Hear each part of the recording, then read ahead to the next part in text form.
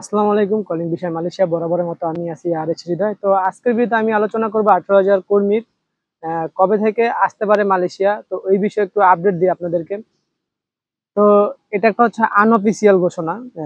এটা আমার ব্যক্তিগত একান্ত থেকে আমি বলতেছি, বাট এটা হবে কিনা জানি না।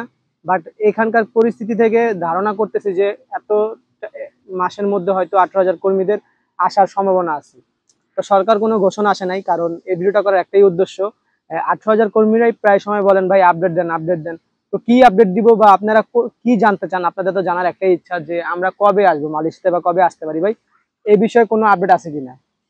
তো সম্প্রতি সময় একটা একটা একটা নিউজ হয়তো সকলে জানেন যে প্লান্টেশন ভিসার যে কলিংটা ওইটা বর্তমানে খোলা, অন্যথায় অন্য কোনো ভিসা এখন পর্যন্ত খোলা নাই।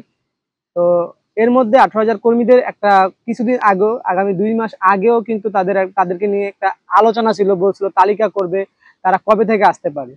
তো এখন পর্যন্ত ডক্টর আসিফ নজরুল থেকে হ্যাঁ, ডক্টর আসিফ নজরুল থেকে শুরু করে মালয়েশিয়ার আহ, সাইফুদ্দিন নাসাসুন নাসাসুন ইসমাইল, আহ, যিনি মালয়েশিয়ার প্রবাস কল্যাণ মন্ত্রী, তারা এখন পর্যন্ত কোনো 18,000 কর্মীদের নিয়ে কোনো ঘোষণা করা এখন পর্যন্ত দেয় নাই। বাট তারা বলছিল তাদেরকে নিয়ে একটা তালিকা করবে।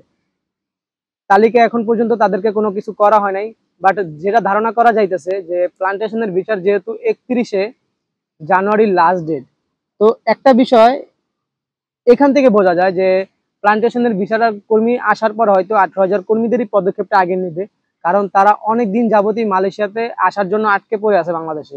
তো এর মধ্যে কিছু ভাইরা কমেন্ট করতেছেন যে ভাই ঋণ ঋণ নিয়ে বসে আছি, এত টাকা ঋণ আছি, যদি না যেতে পারি। অনেকে তো বলেন যে আত্মহত্যা করবো। তো তাদেরকে বলবো ভাই একটু ধৈর্য ধরেন। একটা কথা মনে রাখবেন, ধৈর্যের ফল হয়তো ভালো কিছুই হয়। তো আপনাদের আশা ছাড়া কিছু দিতে পারি না, কারণ ওইরকম আপনাদেরকে নিয়ে মালয়েশিয়াতে বা বাংলাদেশে ওইরকম কোনো নিউজ পোর্টালও পাই না যে কিছু বলবো। তো অনেকদিন যাবতই প্লান্টেশনের ভিসার কর্মীদেরকে নিয়ে আপডেট দিচ্ছিলাম। তো এর মধ্যে 18,000 কর্মীরাই বলতেছে ভাই আমাদেরকে ভুলে গেলেন কিনা। ভাই আপনাদের ভুলি নাই, আপনাদের মনে আছে, বাট আপনাদের নিয়ে কোনো নিউজ পাচ্ছিলাম না, তার জন্য কোনো নিউজ দিতেছিলাম না। তো ভাই এটা আমি বললাম, বাট হবে কিনা জানি না, কবে খুলবে তো এটা ধারণা করা যাইতেছে না। তো আশা করা যায় ফেব্রুয়ারি বা মার্চের মধ্যে হয়তো কর্মীরা আসতে পারে। তো সবাই কমেন্ট করবেন আপনাদের কোন ধরনের ভিডিও লাগে। হয়তো ভিডিওটা খুবই ছোট, কারণ আপনাদের আপডেটটাও ছোট পেয়েছিলাম। আমার আজকের মতো ভিডিওটি ভালো লাগলে অবশ্যই চ্যানেলটি সাবস্ক্রাইব করবেন। ফেসবুক থেকে দেখে থাকলে লাইক কমেন্ট শেয়ার করবেন। তো দেখা হবে পরবর্তী ভিডিওতে। সে পর্যন্ত ভালো থাকবেন, সুস্থ থাকবেন। আল্লাহ হাফিজ।